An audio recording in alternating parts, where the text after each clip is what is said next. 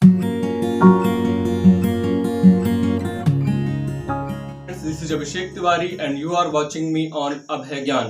Friends, आज का हमारा टॉपिक है पास्ट इंडेफिनिट टेंस। फ्रेंड्स, आज के टेंस में बहुत सारी इंपॉर्टेंट और इंटरेस्टिंग चीजें मैं आपके लिए लेकर आया हूं। इसमें ना सिर्फ हम पास्ट इंडेफिनिट टेंस के उसकी डेफिनेशन के अकॉर्डिंग पढ़ेंगे, बल्कि कुछ ऐसी कंडीशंस बताएंगे जो जनरली टेंस में बताई नहीं जाती है, लेकिन वो ग्रामर का रूल है। कुछ ऐसे कंडीशंस के बारे में आज आपको हम बताएंगे। तो टॉपिक बहुत ही इंटरेस्टिंग है। वो टॉपिक है जैसे पास्ट की हैबिट्स बताने के लिए जनरली हम यूज टू और वुड का यूज करते हैं, लेकिन आज मैं बताऊंगा कि पास्ट की हैबिट्स को बताने के लिए कब आपको पास्ट इंडेफिनिट टेंस यूज करना है। साथ ही कोई वर्क जब सीक्वेंस में कभी दो कार्य जब सीक्वेंस में एक के बाद एक कंप्लीट होते हैं तब आपको कैसे पास्ट इंडेफिनिट यूज करना है। हालांकि दो कार्य एक साथ फिनिश होते हैं वहां पर पास्ट परफेक्ट का यूज करना है, लेकिन कब आपको पास्ट इंडेफिनिट यूज करना है जब दो कार्य सीक्वेंस में कंप्लीट हो। साथ ही कंडीशनल सेंटेंसेस के लिए भी आपको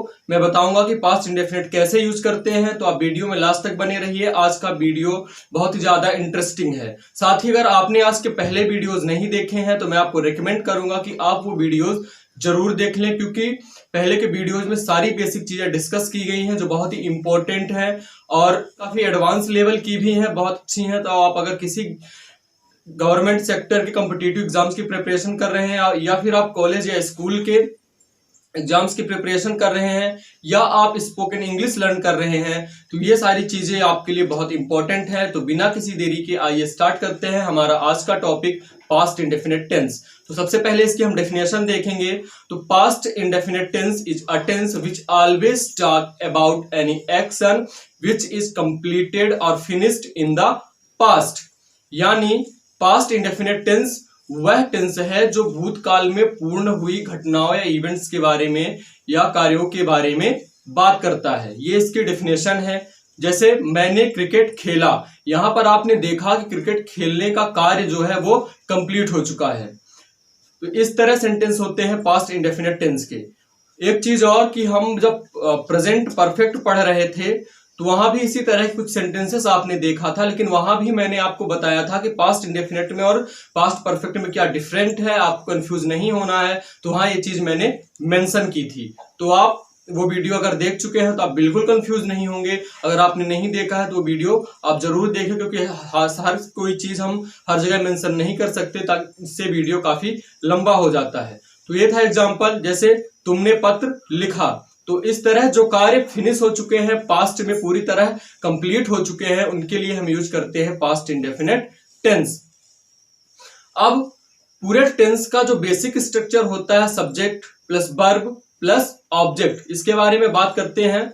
तो हम बात करेंगे सबसे पहले वर्ब के बारे में। तो जैसा कि हमने आपको बताया है कि वर्ब दो तरह की होती है पूरे टेंस के अंदर। जो हम वर्ब पढ़ते हैं जनरली टू टाइप्स की होती हैं, फर्स्ट मेन वर्ब और सेकंड एक्सिलरी वर्ब, या फिर इसे हम बोलते हैं हेल्पिंग वर्ब। तो इसमें जब हम अफर्मेटिव सेंटेंस बनाते हैं, यानी निगेटिव इंट्रोगेटिव को छोड़कर जो सिंपल सेंटेंसेस होते हैं, यानी जिनमें हम हमें बात करते हैं, उनमें हमें हमेशा second form of verb use करते हैं। ये जब हमने टेंस की लेक्चर सीरीज स्टार्ट की थी तो पहले वीडियो में भी मेंशन किया था, आपको बताया था। और बाकी जब निगेटिव इंट्रोगेटिव ऐसे सेंटेंसेस बनाते हैं तो इन सेंटेंसेस में हम वर्ब की फर्स्ट फॉर्म ही यूज करते हैं। अब बात करते हैं इसमें हेल्पिंग वर्ब।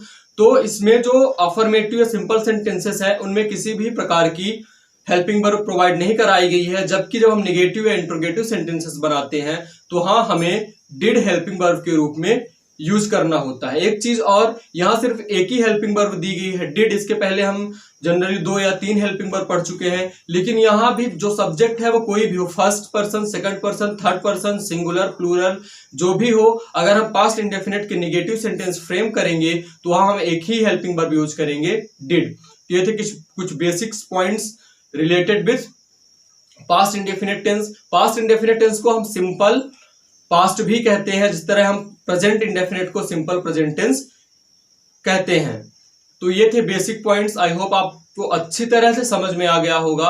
तो अब इसका स्ट्रक्चर देखते हैं। इसका स्ट्रक्चर होता है, सबसे पहले हम रखते हैं subject plus second form of verb plus object. ये इसका स्ट्रक्चर होता है। इसे आप नोट डाउन कर लीजिए और ध्यान रखिएगा कि यहाँ सिर्फ ये इकलौता टेंस है जहां हम second form of verb use करते हैं, यानी यहां आपको मेन वर्ब की सेकंड फॉर्म यूज करनी है। जैसे मैंने क्रिकेट खेला, आई प्लेड क्रिकेट। अब प्ले जो है यहाँ पर जो मेन वर्ब है वो प्ले है और इसकी सेकंड और थर्ड दोनों फॉर्म जो होती हैं वो प्लेड ही होती हैं। फर्स्ट फॉर्म प्ले, सेकंड और थर्ड फॉर्म प्लेड होती हैं। तो यहाँ कंफ्यूज नहीं होइएगा, यहाँ सेकंड फॉर्म ही यूज हुई है। तुमने पत्र लिखा, यू रॉट अ लेटर। यहाँ रॉट सेकंड फॉर्म है, रिटन जो होती है वो थर्ड फॉर्म होती है और फर्स्ट फॉर्म होती है राइट। जैसे कल वर्षा हुई थी, इट रेन्ड यस्टरडे। तुमने एक उपन्यास लिखा, यू रॉट अ नॉवेल। तो ये थे अफर्मेटिव सेंटेंसेस। अब हम जो कंडीशंस के बारे में बात कर रहे थे वो कंडीशंस देखते हैं। सबसे पहली कंडीशन है भूतकाल की आदत या हैबिट्स ऑफ पास्ट, यानी पास्ट टाइम की आप कोई हैबिट बताते हैं तो वहां पास्ट इंडेफिनिट टेंस का कैसे यूज करना है। जैसे वह मंदिर कभी नहीं गई, सी नेवर वेंट टू चर्च। मैंने कभी अपनी क्लास नहीं छोड़ी, I never missed my class. या तुमने कभी अपनी क्लास नहीं छोड़ी, you never missed your class. मैं अपने मित्र के साथ दिल्ली में रहता था, I lived in Delhi with my friends. तो एक आदत बताई गई है फ्रेंड के साथ रहने के लिए। दूसरी इंपॉर्टेंट चीज मैं आपको बता दूं कि जो पास्ट की हैबिट्स होती हैं उन्हें बताने के लिए हम यूज्ड टू और वुड का प्रयोग करते हैं। तो ये यूज्ड टू और वुड का प्रयोग कैसे करते हैं, जब वर्ब्स के अंदर मॉडल्स पढ़ेंगे तो उसमें डिटेल में डिस्कस करेंगे। लेकिन फिलहाल आपको इतना बता दें कि दोनों में डिफरेंस क्या होता है, कब हम पास्ट इंडेफिनिट यूज करते हैं और कब हम यूज करते हैं यूज्ड टू और वुड। जब कोई कार्य फ्रिक्वेंटली होता है, आदतन लगातार कई बार होता है, रिपीटेड एक्शंस होते हैं, उनके लिए हम यूज टू यूज करते हैं या वुड यूज करते हैं। जबकि जनरली जो कार्य एक दो बार होते हैं, ज्यादा रिपीटेड वर्क नहीं होते हैं, उनके लिए हम सिंपल पास्ट यूज कर सकते हैं। तो ये था डिफरेंट। अब हम बात करते हैं सेकंड कंडीशन की। तो सेकंड कंडीशन में जब कोई दो कार्य एक सीक्वेंस में एक के बाद फिनिश होते हैं, मतलब एक के बाद दूसरा कार्य फिनिश होता है, तब हम वहां पास्ट इंडेफिनिट यूज करते हैं। जनरली क्या होता है कि जब दो कार्य एक साथ समाप्त होते हैं और वो बहुत ज्यादा रिलेटेड होते हैं, वहां हम पास्ट परफेक्ट यूज करते हैं, लेकिन वो कंडीशन अलग होती है। यहां पर जो दो कार्य हैं सीक्वेंस में एक के बाद एक कंप्लीट होते हैं, तो यहाँ कैसे पास्ट इंडेफिनिट यूज करता है एग्जांपल्स के थ्रू हम समझते हैं। जैसे बस स्टॉप पर पहुंचने से पहले ही शुरू हो गई, the bus started just before I reached the stop. तो इस तरह के सेंटेंसेस में एज अ कंजक्शन हम बिफोर का यूज करते हैं, यानी बिफोर कंजक्शन का इस तरह के सेंटेंसेस में हम यूज करते हैं। तो ये थे कुछ एग्जांपल्स जो कि हम सीक्वेंस वाले सेंटेंसेस में स्टार्ट करते हैं। इसी तरह आप और देख सकते हैं, the train started just before I reached the station. तो इस तरह सेंटेंसेस को आप यूज कर सकते हैं। फिर कुछ सेंटेंस होते हैं कंडीशनल सेंटेंस, यानी इसको जो थर्ड कंडीशन होती है। तो इसके लिए हम पास्ट इंडेफिनिट टेंस का किस प्रकार यूज करते हैं आइए देखते हैं। तो जैसे अगर मेरे पास किताब होती तो मैं उसे दे देता, if I had a book I would give it to him. यदि मेरे पंख होते तो मैं उड़ जाता, if I had a wing I would fly. तो इस तरह सेंटेंस बनते हैं कंडीशनल सेंटेंस में। तो फ्रेंड्स मैं एक चीज आपको और क्लियर कर दूं कि ये जो सेंटेंस होते हैं इसमें अभी आपने एक हैड यूज किया है, हैड वर्ड देखा मैंने, दोनों सेंटेंसेस में हैड यूज किया है। तो आप कंफ्यूज मत होइएगा, यहाँ हैड वर्ब टू हैव के रूप में यूज हुई है। जब वर्ब का क्लासिफिकेशन आप पढ़ेंगे तो वहां जो हेल्पिंग वर्ब होती हैं, has, have, is, am, are, do, does, did, इनको तीन भागों में बांटा गया है। डू, डज, डिड ये वर्ब टू डू होती हैं, is, am, are verb to be होती हैं, has, have, had verb to have होती हैं। तो ये वर्ब टू हैव के रूप में यहाँ यूज हुई है, ना कि as a helping verb use हुई है, जो कि हम आगे पढ़ेंगे पास्ट परफेक्ट टेंस में यूज हो। जैसे एक एग्जांपल से समझते हैं, जैसे I have a book, I had a book. तो आई हैव अ बुक का मतलब होता है मेरे पास एक पुस्तक है, और आई हैड अ बुक का मतलब था मेरे पास एक पुस्तक थी। तो यहाँ आई हैड जो है तो वो होने के पास्ट टेंस को बता रहा है। यानी वर्ब टू हैव यानी किसी चीज को जब हमारे पास होती है उसके बारे में जब हम बताते हैं तो प्रेजेंट में हम हैव यूज करते हैं और पास्ट में हैड यूज करते हैं।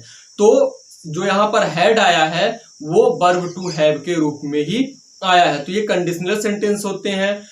अब इस कंडीशन में एक चीज और ध्यान रखिएगा आप, इसमें जो वर्ब है वो वर्ब का सेकंड फॉर्म यूज हुआ है जिससे ये पास्ट टेंस का सेंटेंस दिखाई देता है। लेकिन इसमें जो दो सेंटेंसेस हैं, if I had a book और दूसरा I would give it to him, इसमें से पहला जो है वो प्रेजेंट का और दूसरा फ्यूचर का सेंटेंस है। तो आप ये ध्यान रखिएगा। लेकिन इसमें सेकंड फॉर्म यूज होने के कारण यह पास्ट इंडेफिनिट टेंस के सेंटेंस जैसी लगती है। तो ये आप इसे अच्छे से ध्यान रखिएगा। तो ये थी 3 इंपॉर्टेंट कंडीशंस जहां हम यूज करते हैं पास्ट इंडेफिनिट टेंस। अब हम बात करते हैं निगेटिव सेंटेंस। तो पास्ट इंडेफिनिट के जो निगेटिव सेंटेंसेस होते हैं वहां हमने आपको पहले भी बताया था कि कोई भी टेंस हो, अगर सेंटेंस को निगेटिव या इंट्रोगेटिव बनाना है तो आपके पास हेल्पिंग वर्ब होना मैंडेटरी है। विदाउट हेल्पिंग वर्ब आप किसी भी सेंटेंस को निगेटिव इंट्रोगेटिव नहीं बना सकते हैं। तो यहाँ हम हेल्पिंग वर्ब के रूप में यूज करते हैं डिड और साथ में यूज करते हैं नॉट। तब इसका स्ट्रक्चर देखते हैं। सबसे पहले subject plus did plus not plus verb की फर्स्ट फॉर्म। यहां आपको first form of verb use करना है, चाहे निगेटिव हो चाहे इंट्रोगेटिव हो। किसी भी सेंटेंस में सिर्फ अफर्मेटिव को छोड़कर आपको सेकंड फॉर्म वर्ब की नहीं यूज करना है। तो इसका स्ट्रक्चर होगा सब्जेक्ट प्लस हेल्पिंग वर्ब यानी कि did plus not plus main verb की फर्स्ट फॉर्म प्लस ऑब्जेक्ट। तो ये हुआ इसका स्ट्रक्चर। अब कुछ एग्जांपल्स देखते हैं। जैसे तुमने पत्र नहीं लिखा, you did not write a letter. मैंने आपको नहीं पढ़ाया, I did not teach you. वह बाजार नहीं गया, he did not go to market. उसने उपन्यास नहीं लिखा, he did not write a novel. तुमने राहुल को पत्र नहीं लिखा, you did not write a letter to Rahul. तो इस तरह के सेंटेंसेस के साथ आप ज्यादा से ज्यादा प्रैक्टिस करिए। अब हम बात करते हैं इंट्रोगेटिव सेंटेंस की। जैसा हमने आपको पहले भी बताया है कि ये ऐसे सेंटेंसेस होते हैं जिनमें हम कोई क्वेश्चन पूछते हैं। तो इसके बारे में काफी डिटेल में हम चर्चा कर चुके हैं, तो यहाँ हम टाइम पास नहीं करेंगे। अगर आपने लास्ट वीडियोस देखे हैं तो आपको ये सारी चीज बिल्कुल क्लियर होगी। अगर आपने नहीं देखा है तो आप वो वीडियो जरूर देखें जिससे कि वो सारी चीजें आपको अच्छे से क्लियर हो जाए। तो इसका स्ट्रक्चर देखते हैं। इसमें सबसे पहले हम रखेंगे हेल्पिंग वर्ब यानी कि did plus subject plus main verb की फर्स्ट फॉर्म प्लस ऑब्जेक्ट। जैसे क्या उसने लिखा, डिड ही राइट। क्या वह गई, डिड सी गो। क्या तुमने खेला, डिड यू प्ले।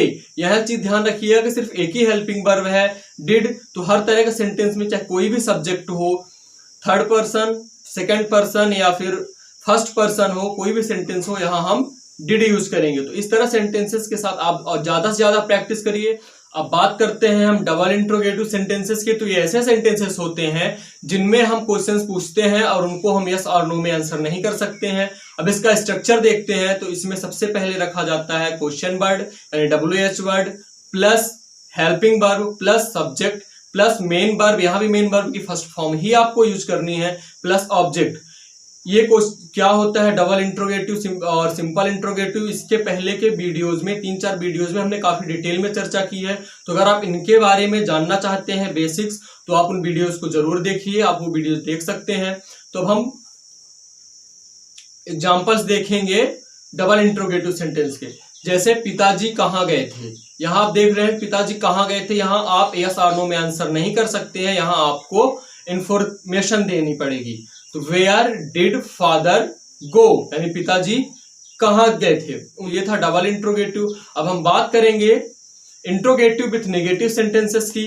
तो ये ऐसे सेंटेंस होते हैं जिनमें हम नाम में भी बात करते हैं और क्वेश्चन में भी बात करते हैं। जैसे क्या तुमने क्रिकेट नहीं खेला। तो इसके पहले हम इसके स्ट्रक्चर लिख लेते हैं। अगर आप वीडियोस देख रहे हैं तो स्ट्रक्चर में आप एक्सपर्ट हो गए होंगे। अब तो आप मुझे ही स्ट्रक्चर बता सकते हैं, लेकिन फिर भी आप एक बार स्ट्रक्चर नोट डाउन कर लीजिए। सबसे पहले इसमें रखा जाता है आपकी helping verb plus subject plus not plus main verb की फर्स्ट फॉर्म प्लस ऑब्जेक्ट। हर सेंटेंसेस की तरह आप चाहें तो नॉट हेल्पिंग वर्ब के साथ भी रख के एक दूसरे तरह का स्ट्रक्चर प्राप्त कर सकते हैं, जैसा कि हमने पहले की वीडियोस में बात की थी। तो अब हम देखते हैं इसके एग्जांपल्स, जैसे क्या तुमने पत्र नहीं लिखा, did you not write a letter, या इसी को ऐसे बोल सकते हैं didn't you write a letter, क्या वह हॉकी नहीं खेला, did he not play hockey. तो इस तरह के सेंटेंसेस के लिए हम यूज करते हैं। हम बात करते हैं जो कंडीशन, चौथी कंडीशन छूट गई है, तो वो कंडीशन ये थी कि जब हम कभी बात करते हैं एडवर्ब ऑफ टाइम, यानी जैसे यस्टरडे, 2 days एगो, इस तरह सेंटेंस, या 2 months एगो, इस तरह के जब हम वर्ड्स की बात करते हैं तो वहां हम हमेशा पास्ट इंडेफिनिट टेंस यूज करते हैं। जनरली हम पास्ट इंडेफिनिट टेंस ही यूज करते हैं। जैसे वह कल दिल्ली गया था, तो he went to Delhi yesterday, इसी को हम निगेटिव में बना सकते हैं कि वह कल दिल्ली नहीं गया था, he did not go to Delhi yesterday. I hope आज की वीडियो में आपको सारी चीजें समझ में आई होंगी, तो आप इन सारी चीजों को अच्छे से प्रैक्टिस करिए। हम मिलते हैं नेक्स्ट वीडियो में, जहां हम बात करेंगे पास्ट कंटिन्यूअस टेंस की। वहां भी बहुत सारी इंपॉर्टेंट, बेसिक और इंटरेस्टिंग थिंग्स आपको मिलेंगी, तो आप वो वीडियो जरूर देखें। Thanks for watching. जय हिंद।